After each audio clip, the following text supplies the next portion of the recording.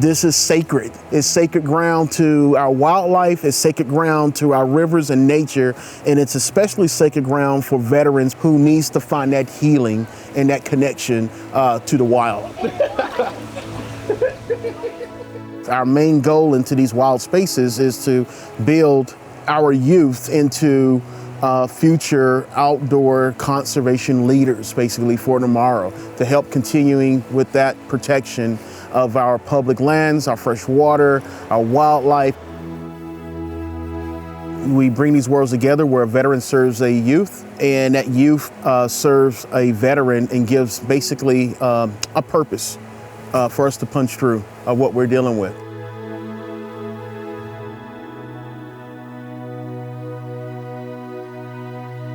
And if you can find your time to kind of sit in solitude, try to allow the river speak to you in your own personal way.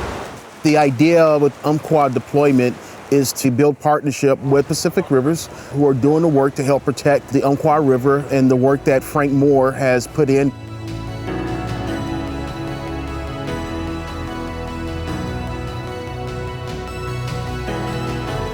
After war, it was that therapeutic piece that got him into a place where he says, you know what, this is important because of the fact that it's healing him. That healing mechanism that's tied to the Umpqua River, chasing wild steelhead, connected to his healing process, gave him that platform and that march to start marching to protect. And Jeanne, his wife, who supported him, she also has a maverick spirit. They've done this together. You know, we can get along anywhere. Some of the species can't. They have to have some special areas to reside in.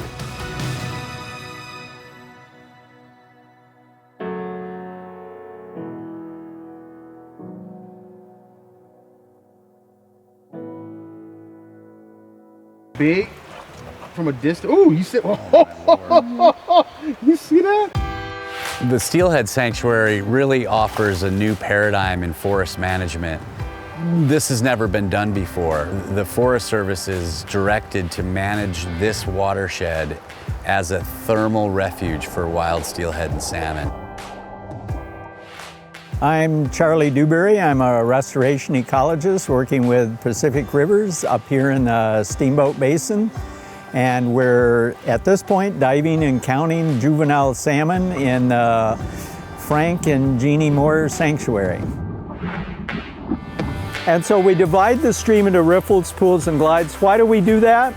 It gives us a better estimate of the number of fish. Different species of fish are going to prefer either pools, riffles, or glides. Riffle 1x3. This is a standard method now, these surveys. In our context here, it's providing us, as I say, a foundation to begin to think about what are the restoration needs, what are the threats to these particular fish in these particular sites.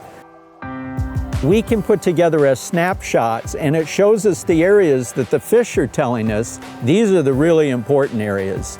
So those key places are absolutely central to maintaining the populations of fish. It's great.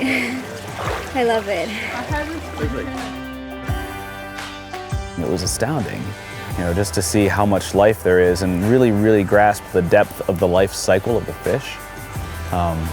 Was deep. I feel really lucky and blessed to have had the opportunity to hang out with the scientists and Charlie. Yeah, so a couple 1+s there. When I'm out here, I let the river take over. I let nature take over. It's uplifting, it's spiritual, rejuvenates. It became very therapeutic for me. From a veteran standpoint, that healing piece is something that we need.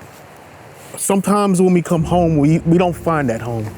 We drift through, and a lot of us lives in shadows, you know. And when we can start talking amongst groups, and those same diverse groups opens doors up for veterans to be able to come and experience the truest and the purest of nature, is that medicine piece that we need. And when we can get that healing, even from a veteran standpoint, You just want another warrior to help fight and protect tomorrow's sanctuaries.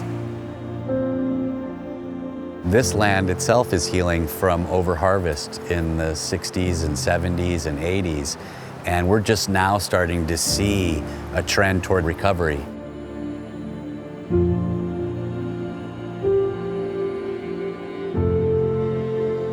What we're trying to do at Pacific Rivers is recreate these kinds of sanctuaries in special places where there's wild fish, where there's cold water.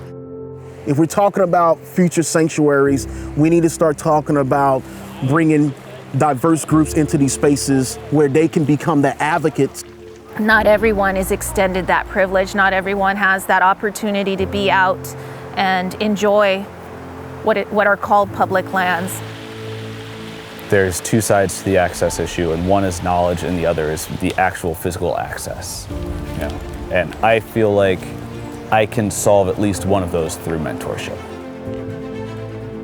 For me, it's for our youth, our next generation, to be able to come back and explore with their families.